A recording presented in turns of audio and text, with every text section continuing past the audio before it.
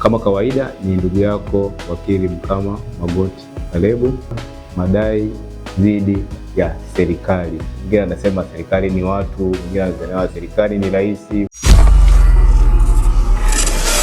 Karibu sana katika kipindi chetu cha Ifahamu Sheria inahusiana na masuala ya madeni. Kama kawaida ni ndugu yako wakili Mkama Magoti Kalebu kutoka Dar State Company Limited, kampuni ambayo inajihusisha na masuala ya ukusanyaji wa madeni kwa niaba ya wateja.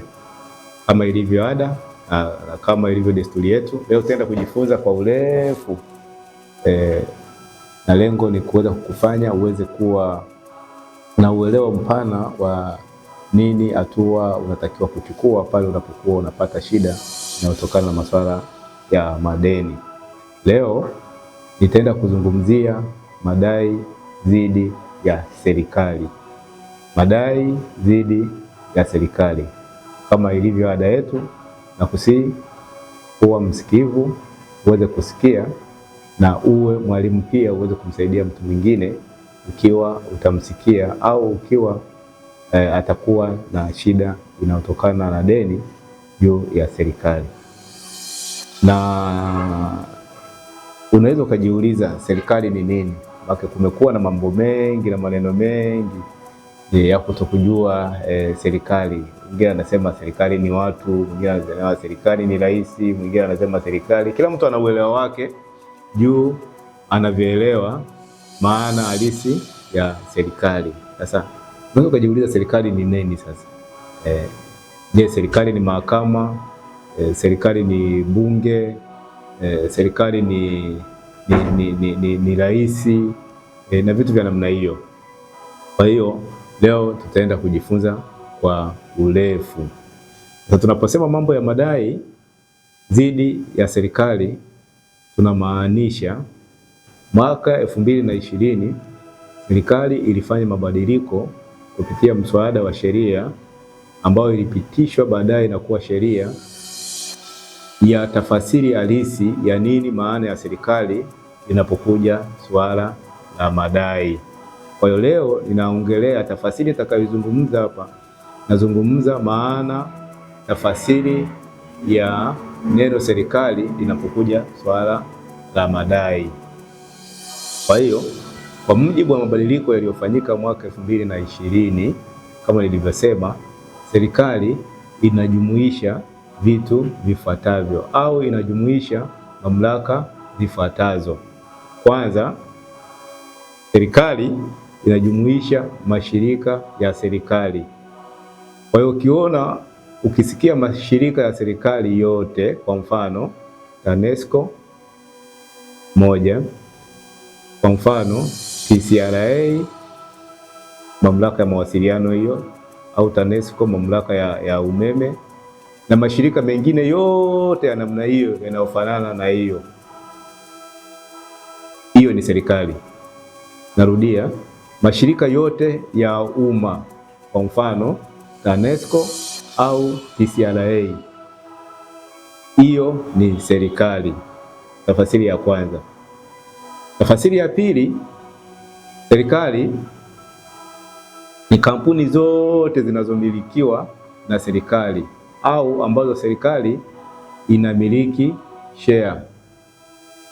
Narudia, kampuni zote zinazomilikiwa na serikali au serikali inamiliki hisa au share kwa lugha nyingine, hiyo ni serikali. Kwa mfano benki ya maendeleo ya kilimo, hiyo ni serikali. Na makampuni mengine yote ambayo serikali inamiliki share au inamiliki hisa, basi ukisikia au kama una deni linalotokana na kampuni yoyote serikali inayomiliki hisa, basi ujue hiyo ni serikali. Tafasiri nyingine ya neno serikali ni mamlaka zote za serikali za mitaa. Narudia, mamlaka zote za serikali za mitaa. Maanisha naposema serikali za mitaa namaanisha mamlaka zote za mikoa, mamlaka zote za wilaya na mamlaka zote za miji na vijiji. Hizo zote tunamaanisha ni serikali. Kwa hiyo ukiwa una deni juu ya mamlaka zote za serikali za mitaa, yoyote ile ya serikali za mitaa, basi hiyo tunamaanisha ni serikali. Mwisho ni mamlaka zote za kiutendaji za serikali. Kwa hiyo utajua au tutakubaliana wote kwa pamoja kwamba serikali ni mamlaka zake zote zilizo chini ya serikali na mamlaka zote zilizo chini ya serikali za mitaa, zote zinajumuishwa kuwa serikali. Kwa hiyo unatakiwa kuwa makini unapokuwa na deni, na unatakiwa uchukue utaratibu au ufuate utaratibu ambao tutajifunza leo, ambao ni utaratibu ambao umetolewa na sheria, na usipoufuata kama nilivyosema kwenye vipindi vyetu vilivyopita, wewe utakuwa unaongea na sio sheria ambayo itakuwa inaongea.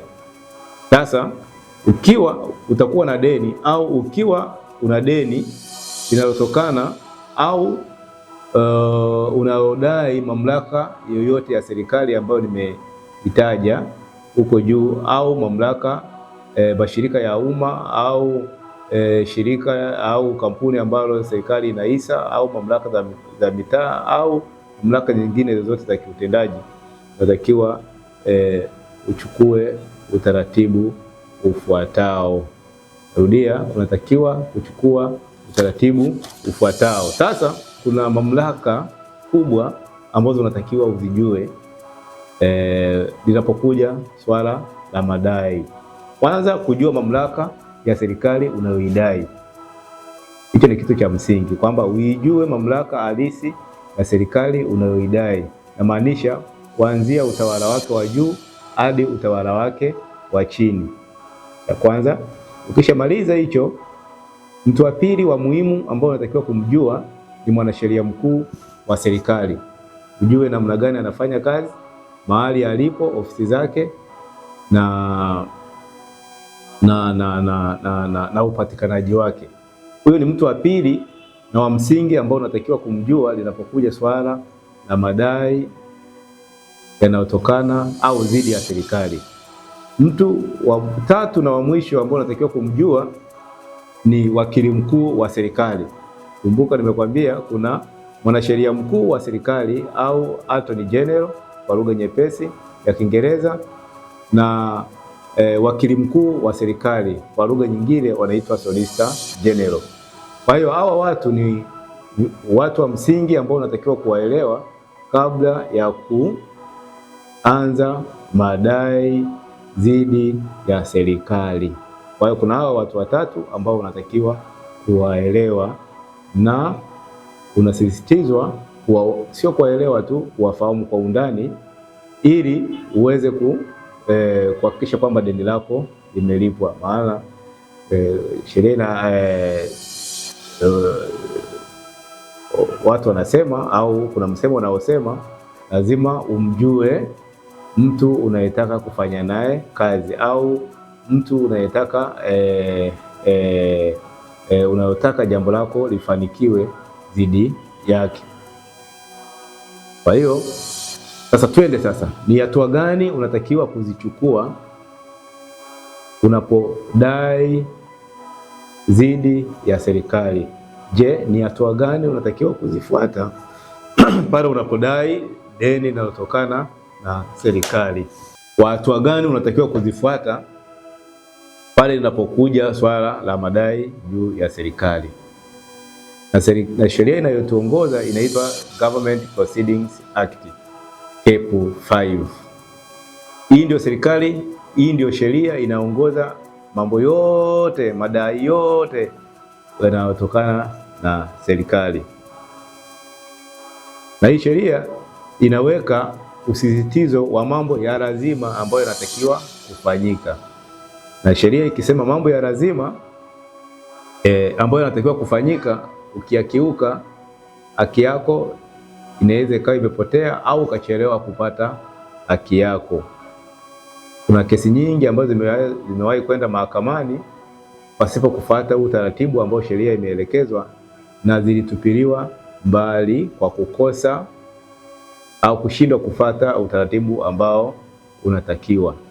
Nakumbuka kesi yako ikitupiliwa mbali kwa kushindwa kufuata utaratibu unaotakiwa kuchukuliwa, madhara yake ni kwamba moja, utakuwa umepoteza gharama, na mbili, utakuwa umepoteza muda.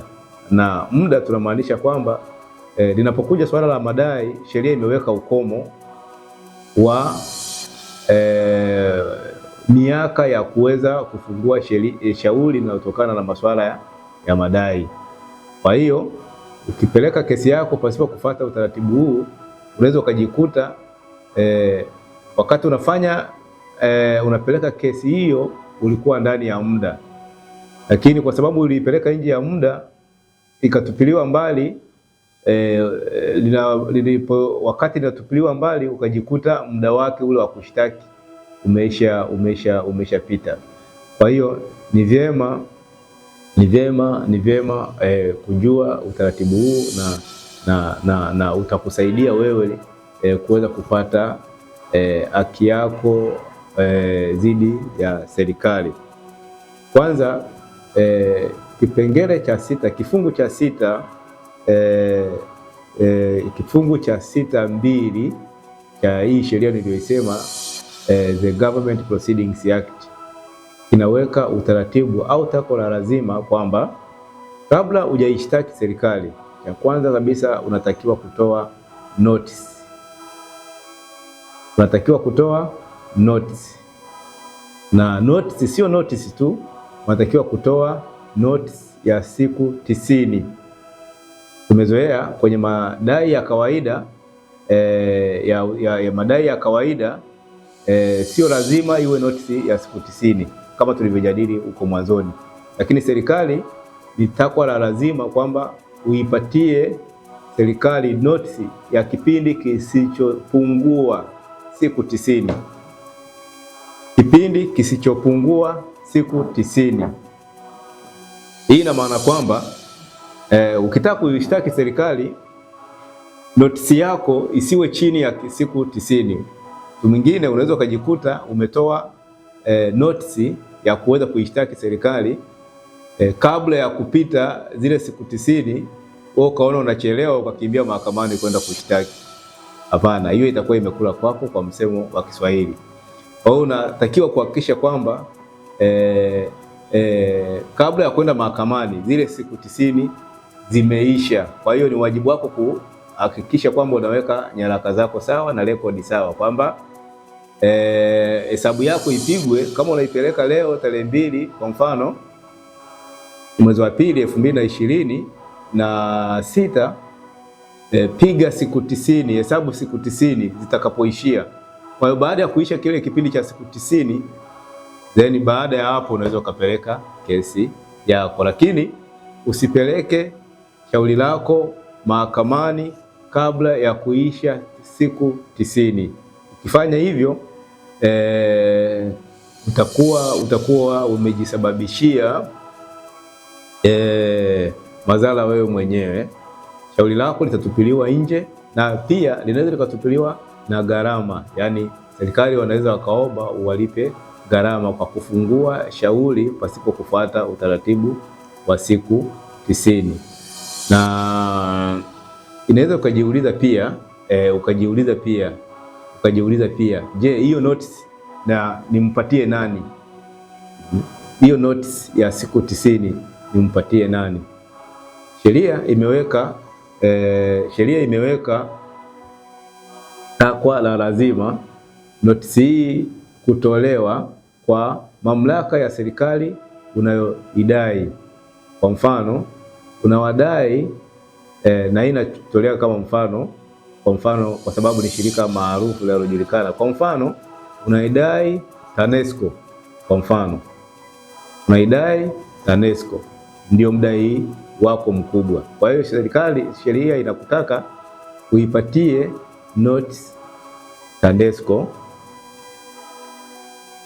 umpatie notice mwanasheria mkuu wa serikali, na umpe kopi wakili mkuu wa serikali.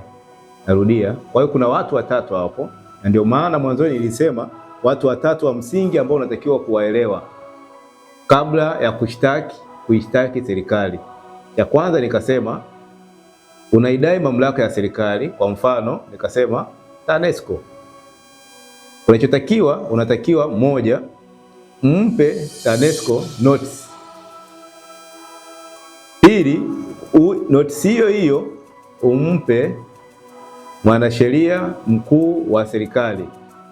Na tatu, notice hiyo umpe kopi wakili mkuu wa serikali. Huo ndio utaratibu. Kwa hiyo hao ni watu wa msingi ambao unatakiwa kuhakikisha kwamba kila mmoja amepata. Unaweza sasa ukasema nimeshampa TANESCO notice yangu mwanasheria wa serikali, mimi sina haja naye, wala wakili mkuu wa serikali sina haja naye. Unaweza ukafikiria hivyo, lakini kumbuka nimekwambia madhara yake ni makubwa. Huo ni utaratibu wa sheria, unatakiwa ufuate jinsi ulivyo. Hauwezi ukaenda jinsi unavyojisikia. Kwa hiyo hakikisha kwamba notice yako unawapatia watu wote watatu niliowasema. Usimbague hata mmoja. Unaweza ukasema yule kumbe ni kopi tu. Basi kama ni nakala, kupewa nakala sione haja naye. No. Sheria inasema lazima uwapatie mamlaka unayohusika, umpatie mwanasheria mkuu wa serikali na umpatie wakili mkuu wa serikali nakala ya hilo notice yako ya deni. Sasa mtu mwingine anaweza akajiuliza swali jingine, linaweza likawa, je, hiyo notice inatakiwa iweje? Inatakiwa iweje hiyo notice nayo ipelekea serikali? Sasa serikali au sheria imeweka nini kinatakiwa kuwa ndani ya hiyo notice unayoipatia serikali. Moja, unatakiwa hiyo notice yako kwa uwazi na kwa upana pasipo kuficha ionyeshe ni nini dai lako dhidi ya serikali. Moja, inatakiwa ionyeshe ni nini dai lako dhidi ya serikali. Hicho ni kitu cha msingi. Mbili, kama kuna nyaraka yoyote unatakiwa uipatie serikali ili na yenyewe iweze kuipitia hiyo nyaraka ambayo inatokana na hilo deni lako. Kwa mfano, wewe ni mzabuni ambaye uliwapatia TANESCO huduma ya kuwasambazia nyaya za umeme. Tunategemea kwenye huduma yako uliyopatia TANESCO ya kuwasambazia nyaya za umeme mlikuwa na mkataba ambao mliandikishana. Kwa hiyo wakati unapeleka hiyo notisi yako, hakikisha kwamba mkataba wako notisi yako inaambatana na huo mkataba. Maana huo mkataba ndio unathibitisha dai lako dhidi ya serikali. Kitu kingine, hiyo notisi yako inatakiwa iwe wazi nini unataka serikali ikufanyie. Kwa mfano, unaweza ukasema na kudai wewe serikali kiasi cha shilingi milioni 50. Na kwa sababu umekaa kipindi kirefu hujanilipa, nataka unifanyie yafuatayo. Moja, unilipe shilingi milioni 50 yangu. Tatu, unipe, nilikuwa nimekopa huko kwa hiyo sijalipwa, na hiyo nataka unilipe 500,000 au 500,000 kama fidia za kutokunilipa mapema, au nataka nikusamee deni. Ni wewe mwenyewe jinsi utakavyoona. Kwa hiyo lazima uonyeshe kwa uwazi nini unataka serikali ikufanyie. Unaona? Mwisho lazima ionyeshe kwa uwazi ni hatua gani ambazo unalenga kuzichukua ili kuhakikisha kwamba deni lako linafanya nini, linalipika. Kwa hiyo huo ndio utaratibu wa sheria unakupa au unakuonyesha ni vitu gani vya msingi ambavyo unatakiwa kuvifanya kabla hujaenda serikalini. Na kumbuka kama nilivyosema kwenye vipindi vyetu vya awali vilivyopita, maana ya e-demand, au maana ya e-notice ni kumtaka upande wa pili na wenyewe ujue nini ujue nini nini unaidai au nini hoja yako ya msingi kabla ya kwenda mahakamani. Na kama tulivyosema, sasa kwa nini serikali wanapewa siku 90 kwenye madai ya kawaida hakuna hitaji hilo au hakuna takwa hilo la siku 90. Mtu mwingine anaweza akajiuliza hivyo, kwa nini serikali wanapewa siku 90? Lakini ni utaratibu wa kawaida kwamba wanda serikali ni mamlaka ya kiutendaji ambao wanahitaji kupata muda, wana mambo mengi na vitu vya namna hiyo. Kwa hiyo wanahitaji kupata muda wa ziada kushughulikia hayo mahitaji au hayo masuala yanayotokana na serikali kwa kiufanisi zaidi. Kwa hiyo wanapokea malalamiko mengi. Kwa hiyo kaona ni busara kuwa na kipindi hicho ambacho kitawasaidia wao kuweza kutatua hayo masuala yanayotokana na mambo ya madai. Lakini pia ni wajibu wa serikali pale wanapokuwa wamepata hiyo notice ya madai na wao kukuandikia au kukujibu nini mtazamo wao. Kwa hiyo ni wajibu wao na wao kufanya mawasiliano mara baada ya kuwa wamepokea madai yako. Lakini wakishindwa kufanya hivyo hakukuzuii wewe kwenda mbele. Umewapa notice, wameshindwa kukujibu au wameshindwa kutoa maelezo ya ziada yanayojitosheleza kulingana na dai lako, au wamesema watakulipa hela kidogo kulingana na kile ambacho ulikuwa umeomba, na wakatoa sababu zao ambazo wewe ukaona bado hazijakuridhisha. Sheria inakupa nafuu, au sheria inakupa nafuu ya kwenda mbele na kufungua shauri lako, na mahakama ikaendelea kulisikiliza na kulitolea hukumu kwa kadiri ya ushahidi utakaothibitisha au utakaoleta mahakamani juu ya deni lako. Sasa mtu mwingine, swali jingine ni kwamba serikali wameshindwa kukujibu au wamekujibu wewe hujaridhika, au wamekupatia kiwango kidogo tofauti na kile ulichokuwa unakidai. Je, hii kesi yangu dhidi ya serikali naweza nikaifungua wapi? Ni mahakama gani ambayo naweza nikafungua shauri langu dhidi ya serikali? Je, nitaenda mahakama ya mwanzo au nitaenda mahakama ya wilaya au mahakama ya mkoa au mahakama kuu, au mahakama gani naweza nikaenda, au baraza la ardhi au vitu gani? Hilo ni swali la msingi ambalo unatakiwa kulijua. Usije ukakimbia tu ukaenda mahakama ambayo sheria haijasema. Sasa sheria inasema madai yote yanayotokana na serikali lazima yafunguliwe mahakama kuu. Narudia, madai yote yanayotokana na serikali lazima yafunguliwe mahakama kuu tu.